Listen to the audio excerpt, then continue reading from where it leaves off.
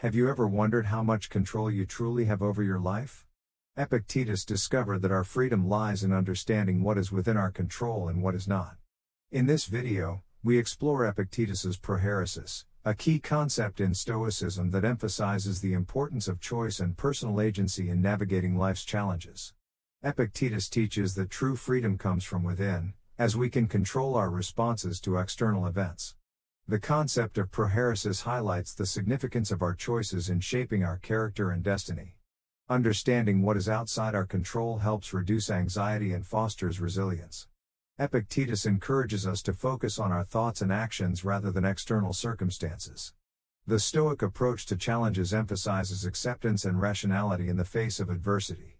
By practicing prohairesis, we can cultivate a sense of inner peace and clarity. Mind Aperture channel. Here you will see beyond the visible.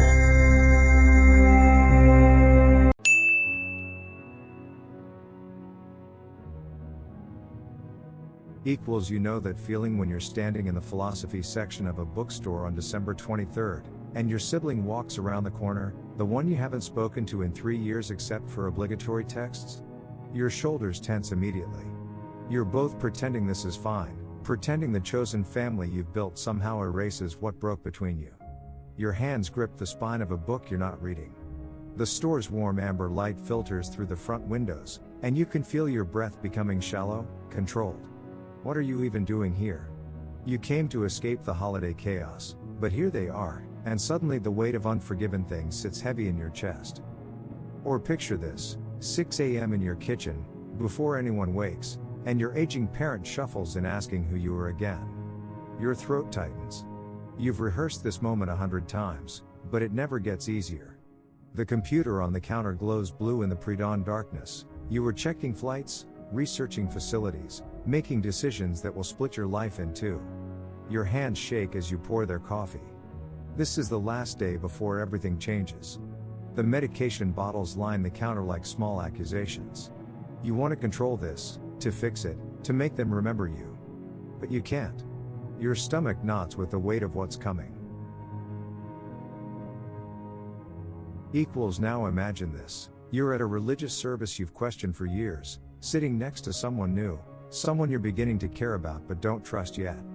The first day after everything changed. Your jaw clenches as the sermon speaks about acceptance and surrender. The candlelight flickers across their face, and you wonder if they can see through you, see the doubt, the fear, the way you're performing belief you don't feel. Your spine tingles with the vulnerability of it. You want to control how they perceive you, want to choose the version of yourself they see. But sitting here, in this moment, you realize something. You're anxious because you're trying to grip something that was never yours to hold. In each of these moments, anxiety isn't random. It's the feeling of fighting for control over things that were never up to you. Your sibling's forgiveness. Your parents' memory. Someone else's judgment. And there's a name for what you're actually capable of controlling, something ancient, something a man who was once enslaved understood better than anyone. That fear you just felt? It is costing you more than you realize. There's a word the ancient Stoics used, prohairesis. It means your moral choice, your will, the part of you that decides how to respond to what happens. Epictetus, who spent years enslaved, understood something crucial. You cannot control what life throws at you. The pain, the loss, the anxiety, these arrive unbidden. But you can control one thing absolutely. How you choose to meet them. What you decide to do with the fear instead of letting the fear decide for you. When you don't exercise this choice, when you let anxiety make your decisions, something invisible starts happening. You begin to lose years in increments so small you don't notice until they're gone. You're standing in the hardware store paint section on a Tuesday afternoon, holding 2 color swatches, eggshell white and cream. Your hands are cold despite the warm air. Behind you, she's waiting. The woman you hurt 5 years ago, the one you never apologized to. You see her name pop up on your phone last week. I miss you. Can we talk? Your chest tightened then. It's still tight now. You chose not to respond. You chose to come here instead, pretending you needed paint. The anxiety whispered, it's too late. She won't forgive you anyway. So you listen to the anxiety. And now she's moved on. The friendship is gone. The regret will stay. Equals, or you're standing in the DMV line at 2:47 p.m., number 247 in your hand, when your estranged brother texts, "Dad's in the hospital. Can you come?" Your stomach drops. Your throat closes. The anxiety screams, you'll say the wrong thing. You'll make it worse. So you don't go. You text back, "I'm busy." He doesn't text again. 3 months later, your father dies. You never got to sit with him. The anxiety protected you from nothing. It only stole. Or you're in the teacher's lounge on the anniversary of your mother's death, and your boss, the one you once respected, walks past without acknowledging you. You know he forgot. The anxiety whispers that you're invisible, that your pain doesn't matter. So you say nothing. You suffer silently. You let the moment pass. And the distance between you grows. This is what unchecked anxiety costs you. Not just comfort. Not just peace. It costs you the people you love, the conversations you need to have, the life you're meant to live. Every time you let fear choose for you, you're practicing slavery to your own mind. Equals, so why do we do this to ourselves? The answer lies in a fundamental misunderstanding. You're standing on a construction site at noon, hard hat sitting crooked on your head, lunchbox open on a concrete ledge. Your phone buzzes. The bank. The deadline is in 5 minutes, 5 minutes before the refinance window closes, before everything locks in place. Your hands shake as you scroll through the email. Your teenage daughter hasn't answered your calls in 3 days. She's pulling away, and you're supposed to be present for her, but instead you're here, stomach churning, watching the clock tick toward a financial cliff you can't stop. Here's what's happening. You believe that controlling the outcome, the money, the deadline, her love, is within your power. So you grip tighter. You refresh the email. You call again. You negotiate with the universe as if negotiation were possible. Your shoulders hunch toward your ears. Your breath comes shallow. And the tighter you grip, the more everything slips. Epictetus understood this intimately. He was a slave in Rome, his leg broken by his master, his body owned by another man. Yet he discovered something radical. His master could chain his leg, but not his will. Not his choice about how to respond. This distinction, between what is truly up to us and what absolutely is not, this is where the pattern breaks. Think about it. The deadline? Not up to you. The bank's decision? Not up to you. Your daughter's emotional distance? Not up to you. Equals, what is up to you? Your effort. Your integrity. The quality of your choices in this moment. Whether you show up as a father or as a man drowning in fear. Whether you act from principle or from panic. You're not anxious because the stakes are high. You're anxious because you've mistaken the uncontrollable for something you should be controlling. Your nervous system is screaming at you to grip tighter, to solve the unsolvable, to force outcomes that belong to fate, not to you. The mechanism is this: anxiety lives in the gap between what you want to control and what you actually can control. Close that gap. Not by controlling more, by controlling less. By redirecting your fierce energy toward the one thing that's genuinely yours, the quality of your response. Your daughter doesn't need a father who conquered the deadline. She needs a father present enough to notice she's pulling away. The bank doesn't care about your desperation. It cares about your numbers. Both require the same thing: your clarity, not your panic. That's the diagnosis. That's where the freedom begins. Equals, now that we understand where this wisdom comes from, let us break down exactly how it works. Prohairesis is deceptively simple. It is the power to choose what matters. Not to choose outcomes, you cannot control those. But to choose where your will directs itself, what you decide is worth your character, your integrity, your breath. This is the only freedom that cannot be taken from you. There is that moment when you're standing in the laundromat at midnight, the parking lot sodium lights bleeding orange through the windows, and your hands are shaking as you fold the work shirts. Your spouse sits 3 machines away. You discovered the betrayal this morning. Your body wants to move fast, to leave, to do something, but your legs feel heavy, anchored. The fluorescent hum overhead grinds. Here is where Prohairesis lives. You cannot control that they lied. You cannot control the pain in your chest, tight and compressed. But you can control what you do next. Do you fold these shirts with rage, or with the quiet dignity of someone who knows their own worth? The choice is yours alone. Your shoulders drop slightly. You choose to finish what you started.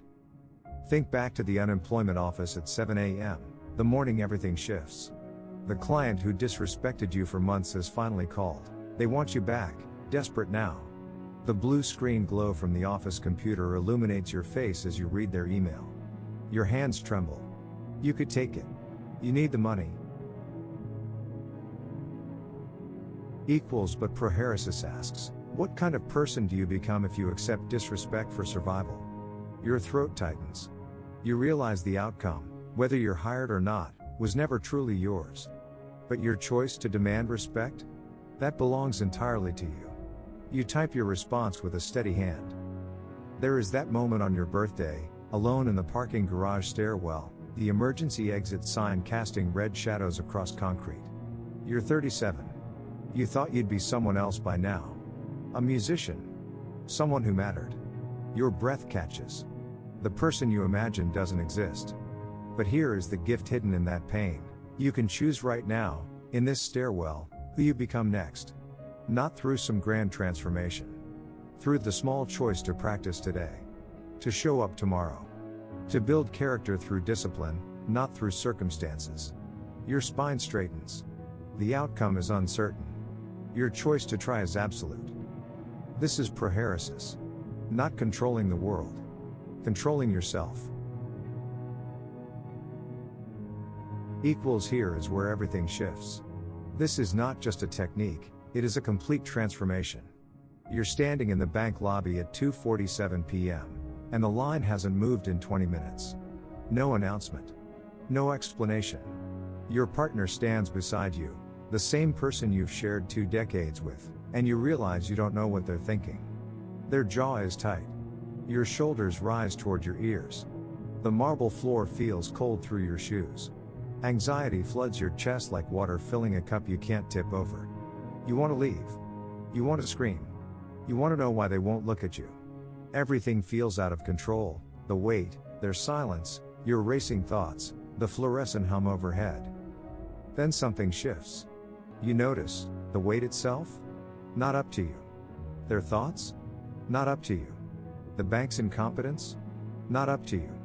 But your choice, right now, in this moment, to either spiral or to turn and ask them a real question? That's yours. That's Prohairesis. Your shoulders drop slightly. Your breath deepens. You turn and say, what are you thinking? And suddenly the silence breaks because you chose to act, not react. The anxiety doesn't vanish, but it transforms into something you can hold. You're alone in the airport security line at 5:43 a.m., passport in hand, and your reflection catches in the glass partition. You've been awake too long. Your hands tremble as you pull out your documents. Immigration feels like judgment of your choices, your worthiness, your right to belong anywhere. Your throat closes. Your stomach churns. Every eye feels like it's assessing whether you deserve to pass through. You're trapped between countries, between identities, between who you were and who you're becoming. The fluorescent lights above feel like interrogation. But then you pause. You ask yourself, can I control whether they approve my documents? No. Can I control the outcome of this interview? No. Can I control the quality of my answers, my honesty, my dignity in this moment? Yes. That's everything. Your hands steady slightly. You straighten your spine. You're not powerless, you're choosing how to show up. The fear remains, but you're no longer its slave. You're in the empty gym locker room on your 20th anniversary, and muscle memory pulls you into a slow movement, a dance you learned at 22, when your body felt like possibility. Your younger self moves through you like a ghost. Your legs feel heavy. Your chest aches with the weight of time, of promises kept and dreams deferred. The hollow feeling spreads through your ribs. Nothing feels like it should. Then you understand, you cannot control that you've aged. You cannot control that time has passed. But you can control what you do with this body, right now, In this moment, you can choose to move with intention instead of regret. Your shoulders relax.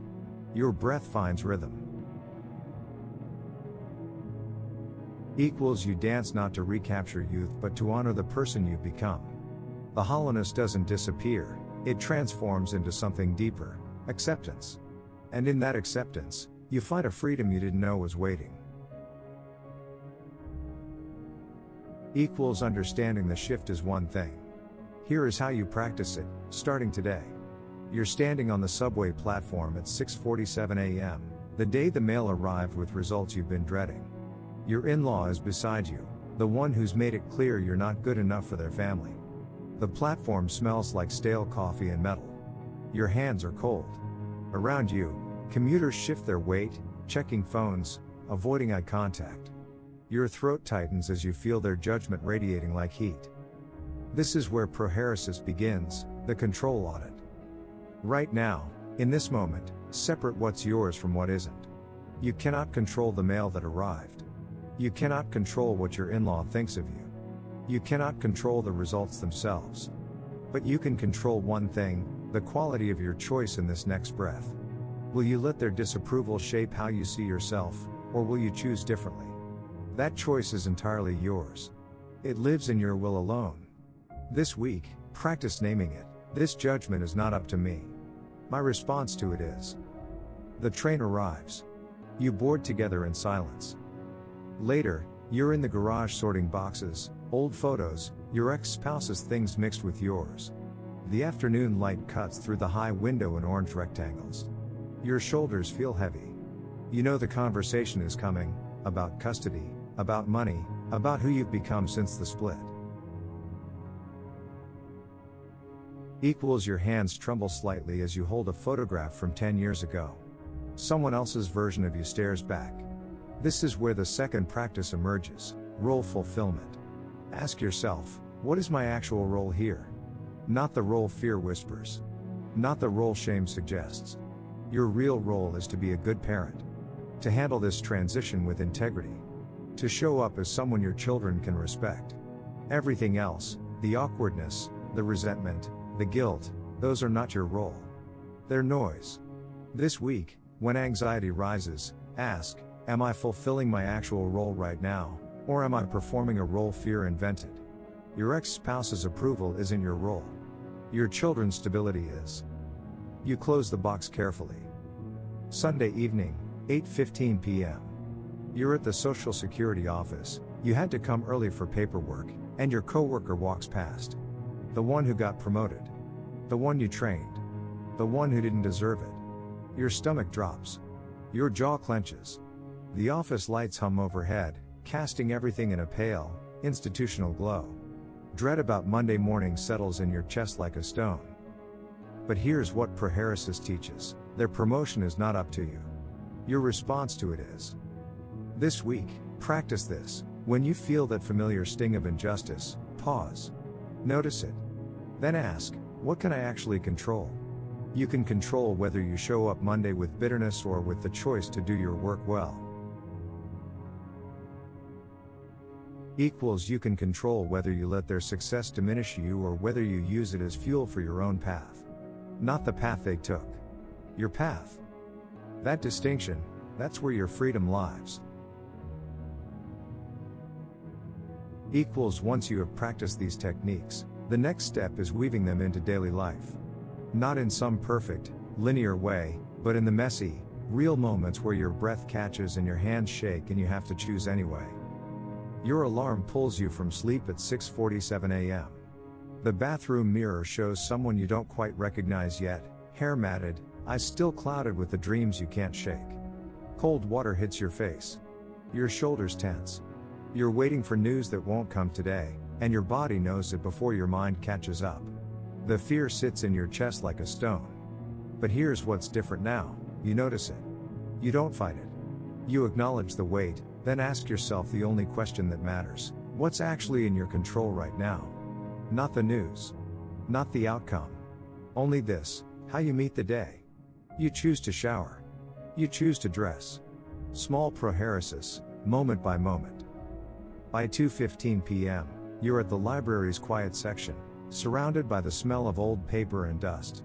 You haven't slept properly in weeks, tonight is surgery, and your ex keeps texting, wanting to be there for you. Your throat tightens. The impulse rises to respond, to let him back in, to make this easier by not being alone. Your hands grip the table edge. But you've learned something crucial: you can't control whether he reaches out. You can't control your fear about tomorrow. What you can control is whether you let old patterns resurrect themselves. You silence your phone. You choose clarity over comfort. Your spine straightens slightly. At 4 a.m., you're awake before the alarm, dreading the day ahead.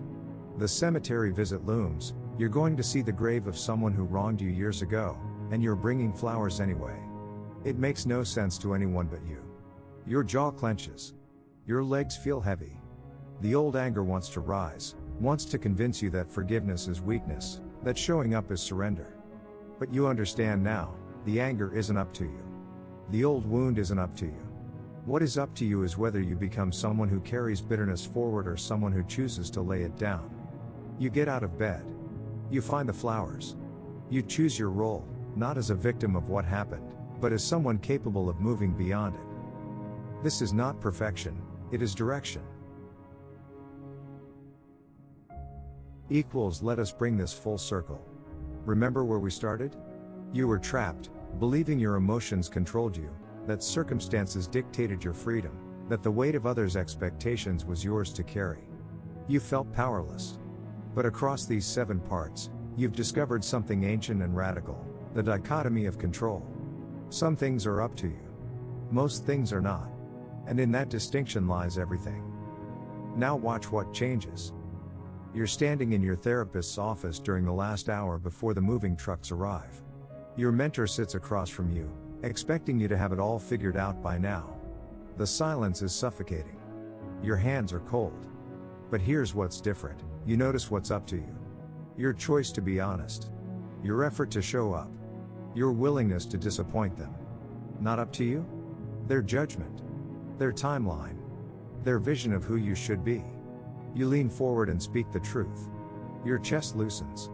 The mentor's face tightens, but you're free, not from their reaction, but from needing to control it. 3 hours later, you're at a support group meeting at midnight, jolted awake by a nightmare. Your ex-friend sits 2 chairs down. The old you would perform, would try to win them back through perfect words, perfect presence. Instead, you sit with what's yours, your genuine desire to heal.